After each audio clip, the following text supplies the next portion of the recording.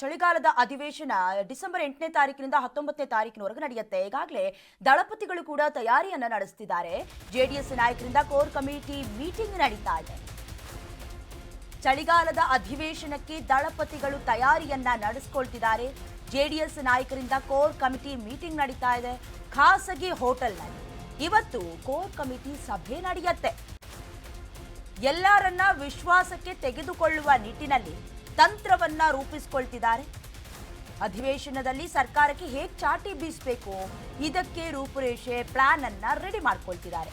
ಅಧಿವೇಶನದಲ್ಲಿ ಯಾವ ವಿಚಾರವನ್ನ ಪ್ರಸ್ತಾಪ ಮಾಡಬೇಕು, ಮೈತ್ರಿ ಜೊತೆ ಸೇರ್ಕೊಂಡು ಹೇಗೆ ಹೋರಾಟ ಮಾಡಬೇಕು, ಇದ್ರ ಜೊತೆಗೆ ಪಕ್ಷವನ್ನ ಸಂಘಟನೆ ಮಾಡೋದು ಜೊತೆಗೆ ರಾಜ್ಯ ಪ್ರವಾಸದ ಬಗ್ಗೆ ಕೂಡ ಚರ್ಚೆಯಾಗುವ ಸಾಧ್ಯತೆ ಇವತ್ತು ನಡೆಯುವ ಕೋರ್ ಕಮಿಟಿ ಮೀಟಿಂಗ್ ನಲ್ಲಿ ನಡೆಯುತ್ತೆ. ಈಗಾಗಲೇ ಚಳಿಗಾಲದ ಅಧಿವೇಶನಕ್ಕೆ ಕ್ಷಣಗಣನೆ ಅನ್ನೋದಕ್ಕಿಂತ ದಿನಗಣನೆ ಶುರುವಾಗಿದೆ. 8ನೇ ತಾರೀಕಿನಿಂದ 19ನೇ ತಾರೀಕು ಸುಮಾರು 10 ದಿನಗಳದ ಚಳಿಗಾಲದ ಅಧಿವೇಶನ ನಡೆಯುತ್ತೆ. ಈಗಾಗಲೇ ಸರ್ಕಾರವು ಕೂಡ ಅದಕ್ಕೆ ಉತ್ತರ ಹೇಗೆ ಕೊಡಬೇಕು ಅನ್ನೋದಾಗೂ ಕೂಡ ಪ್ರತಿದಾಳವನ್ನ ರೂಪಿಸ್ತಾ ಇದ್ರೆ, ಹೇಗೆ ದಾಳ ಉರುಳಿಸಬೇಕು ಪ್ರತಿಪಕ್ಷದವರಾಗಿ ನಾವು ಅನ್ನೋದಾಗಿ.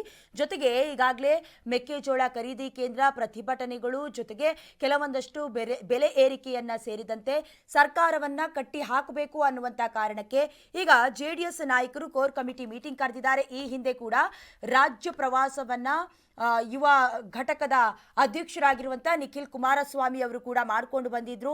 ಕುಂದು ಕೊರತೆಯನ್ನ ಕೇಳ್ಕೊಂಡು ಬಂದಿದ್ರು. ಇದರ ಮಧ್ಯದಲ್ಲಿ ಪಕ್ಷ ಸಂಘಟನೆಯಾಗಬೇಕು, ಮುಂಬರುವ ಎಲೆಕ್ಷನ್ ನಲ್ಲೂ ಕೂಡ ಮೈತ್ರಿಯನ್ನ ಸಾಧಿಸಬೇಕಾ ಅಥವಾ ನಾವೇ ಒಂಟಿಯಾಗಿ ಹೋರಾಡಬೇಕಾ, ಈ ರೀತಿಯಾದಂತಹ ಮೀಟಿಂಗ್ ಅನ್ನ ಮಾಡ್ತಾ ಇದ್ದಾರೆ. ಎಲ್ಲರನ್ನ ವಿಶ್ವಾಸಕ್ಕೆ ತೆಗೆದುಕೊಳ್ಳಲೇಬೇಕಾಗತ್ತೆ. ಯಾಕಂದ್ರೆ ಈಗಾಗಲೇ ಜೆಡಿಎಸ್ ಕೆಲವು ಮೈಸೂರು ಹಳೆಯ ಭಾಗವನ್ನ ಹೊರತುಪಡಿಸಿದ್ರೆ ಅಷ್ಟೊಂದು ಪ್ರಾಬಲ್ಯವನ್ನ ಹೊಂದಿರದ ಪಕ್ಷವಾಗಿ ಕಾಣಿಸ್ಕೊಳ್ತಾ ಇದೆ. ಹಾಗಾಗಿ ಕೈ ಸರ್ಕಾರದ ವಿರುದ್ಧವಾಗಿ ನಾವು ನಮ್ಮನ್ನ ಹೇಗೆ ತೋರಿಸ್ಕೊಳ್ಬೇಕು, ಹಾಗೆ ಸರ್ಕಾರವನ್ನ ಹೇಗೆ ಕಟ್ಟಿ ಹಾಕೊಳ್ಬೇಕು ಅಂತ ದಳಪತಿಗಳು ತಯಾರಿಯನ್ನ ನಡೆಸ್ತಾ ಇದ್ದಾರೆ. ಚಳಿಗಾಲದ ಅಧಿವೇಶನದಲ್ಲಿ ಯಾವ್ಯಾವ ವಿಚಾರವನ್ನ ಪ್ರಸ್ತಾಪ ಮಾಡಬೇಕು ಅಂತ ಮುಖ್ಯವಾಗಿ ಕೇಂದ್ರ ಸಚಿವರಾದ ನಂತರದಲ್ಲಿ ಕುಮಾರಸ್ವಾಮಿ ಅವರು ಈ ಜೆಡಿಎಸ್ ಪಕ್ಷಕ್ಕೆ ಅಧ್ಯಕ್ಷರಾಗಿ ನಿಖಿಲ್ ಕುಮಾರಸ್ವಾಮಿ ಅವರನ್ನ ಆಯ್ಕೆ ಮಾಡುವ ವಿಚಾರವನ್ನ ಕೂಡ ಆಗಾಗ ಪ್ರಸ್ತಾಪ ಮಾಡ್ತಾ ಇರ್ತಾರೆ. ಹಾಗಾಗಿ ಆ ವಿಚಾರದ ಬಗ್ಗೆ ಏನಾದರೂ ಮಾತನಾಡ್ತಾರಾ ಅನ್ನೋದನ್ನ ಕೂಡ ಕಾದು ನೋಡಬೇಕು. ಇನ್ನು ಅಧಿವೇಶನದಲ್ಲಿ ಸರ್ಕಾರಕ್ಕೆ ಚಾಟಿ ಬೀಸುವ ಪರಿ ಹೇಗಿರತ್ತೆ, ಜೊತೆಗೆ ಬಿಜೆಪಿ ನಾಯಕರು ಕೂಡ ಕೆಲವೊಂದಷ್ಟು ಸೋಷಿಯಲ್ ಮೀಡಿಯಾದ ವಿಡಿಯೋಗಳನ್ನ ಗಮನಿಸ್ತಾ ಇದ್ದೀವಿ. ಅದನ್ನ ಕೂಡ ಮುಂದಿಟ್ಕೊಂಡು ಅದನ್ನ ಎಲ್ಲಾದ್ರೂ ಎಕ್ಸಾಂಪಲ್ ನ ರೀತಿಯಲ್ಲಿ ಇಟ್ಕೊಂಡು ಚಾಟಿ ಬೀಸ್ತಾರಾ ಅದನ್ನ ಕೂಡ ಗಮನಿಸಲೇಬೇಕಾಗುತ್ತೆ. ಬಹುಮುಖ್ಯವಾಗಿ ಮುಂದಿನ ಎಲೆಕ್ಷನ್ ಅಂತ ಹೇಳಿದಾಗ ಬಿಹಾರ ಎಲೆಕ್ಷನ್ ನಲ್ಲೂ ಕೂಡ ಸೋತು ಸುಣ್ಣವಾಗಿರೋದನ್ನ ಏನಾದ್ರೂ ಅಸ್ತ್ರವನ್ನಾಗಿ ಪ್ರಯೋಗಿಸ್ತಾರಾ ಅನ್ನೋದನ್ನ ಕೂಡ ಕಾದು ನೋಡಬೇಕು.